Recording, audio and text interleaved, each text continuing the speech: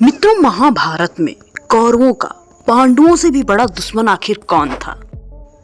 आखिर वो कौन था जो कौरवों का सर्वनाश कर देना चाहता था? और वो पांडव तो बिल्कुल नहीं था। मित्रों, जानने के लिए पूरा वीडियो अंत तक देखिएगा। यदि आप नए हैं तो चैनल को सब्सक्राइब कर हमेशा के लिए अपना बना लीजिए। तो फिर प्रारंभ करते हैं। नमस्कार मित्रों, मैं हूं अंजलि मिश्रा। प्रतिशोध बदला मन की एक ऐसी स्थिति है जो किसी भी व्यक्ति को किसी भी हद तक ले जा सकती है।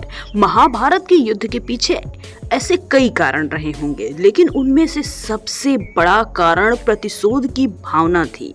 ये प्रतिशोध की भावना उस व्यक्ति की थी जो भीष्म और धृतराष्ट्र के पूरे 100 बच्चों का पतन करना चाहता था।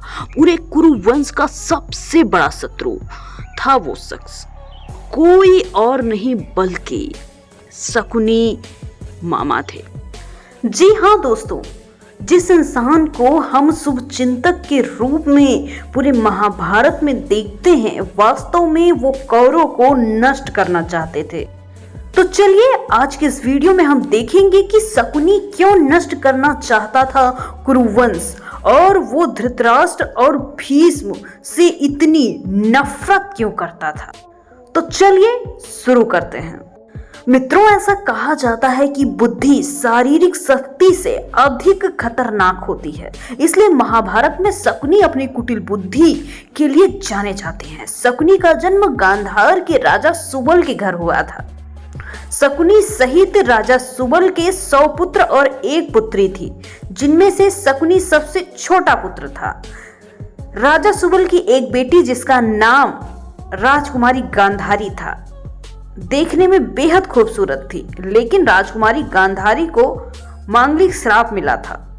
ज्योतिषियों के अनुसार मांगलिक कन्या का विवाह मांगलिक वर के साथ ही होना चाहिए, वरना उसके परिणाम अच्छे नहीं होंगे।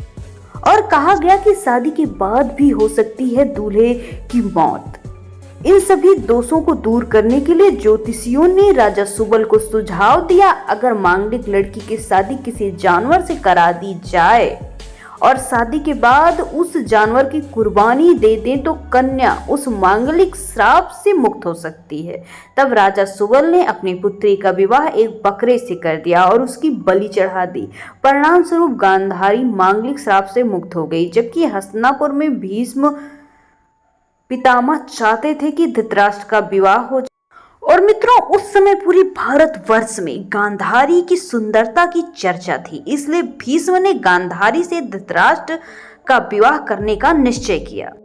भीष्म ने धृतराष्ट्र के विवाह का प्रस्ताव गांधार भेजा। राजा सुबल ने ये सोचकर प्रस्ताव को ठुकरा दिया कि वो अपनी इकलौती बेटी की शादी किसी नेत्रहीन व्यक्ति से नहीं करवा सकता। ये देखकर भीष्म पितामह क्रोधित हो गए। उसने गांधारी के अपहरण के बारे में सोचा, लेकिन अंबालिका ने उसे ऐसा करने से रोक लिया। भीष्म पितामह स्वयं गांधार के राज दरबार में गए। दृष्टांत विवाह प्रस्ताव के साथ उस समय शाही दरबार में सभी उपस्थित थे।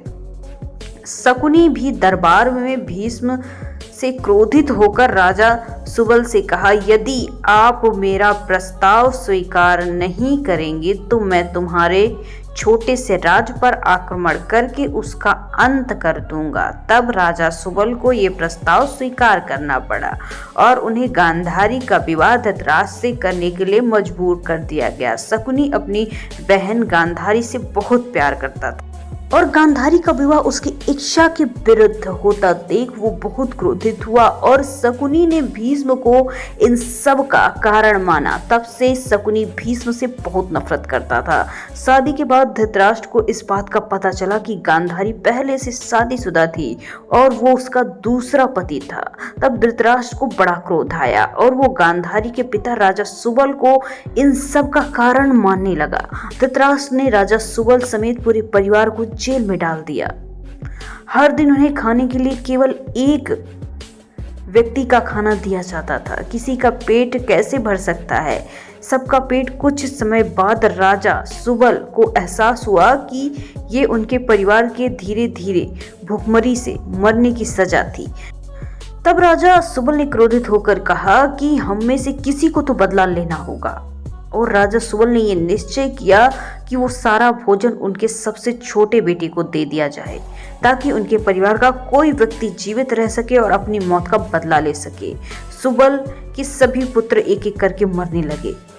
सभी अपने हिस्से का चावल शकुनी को दे देते थे ताकि वो जीवित रह सके और उनकी मौत का बदला ले सके। मरने से पहले राजा सुबल ने धृतराष्ट्र से शकुनी को मुक्त करने का अनुरोध किया।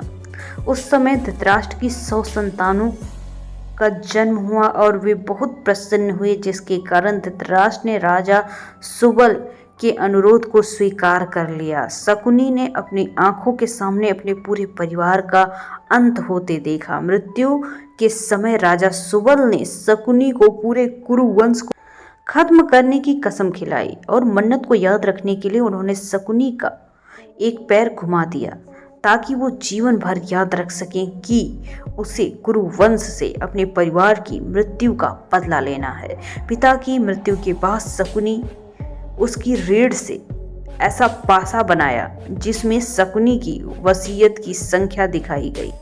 और मित्रों, गांधारी इन सब बातों से अनजान थी। राजा सुबल की मृत्यु के बाद धृतराष्ट्र ने शकुनी को मुक्त कर दिया और कहा कि वो अपने देश लौट सकते हैं या हस्तिनापुर में रह सकते हैं और उनके प्रशासन में देखभाल कर सकते हैं।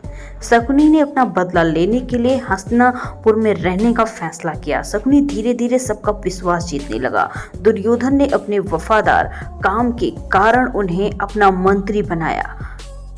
इसके बाद मित्रों, आगे की कहानी से तो आप बखूबी परिचित होंगे कि कैसे शकुनी ने अपनी बुद्धि का इस्तेमाल करके धृतराष्ट्र को अपने ही भाई पांडु के खिलाफ करके कैसे बचपन से ही कौरवों के मन में पांडवों के लिए शत्रुता के बीज बोती है, जिससे अंततः महाभारत का रूप धारण हो गया।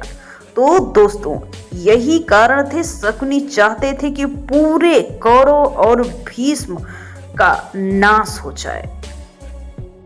तो मित्रों, कैसा लगा आज का वीडियो? कमेंट सेक्शन में बताना मत भूलिएगा। जितना हो सके इसे अपने दोस्तों और रिश्तेदारों में जरूर शेयर करें। Thanks for watching.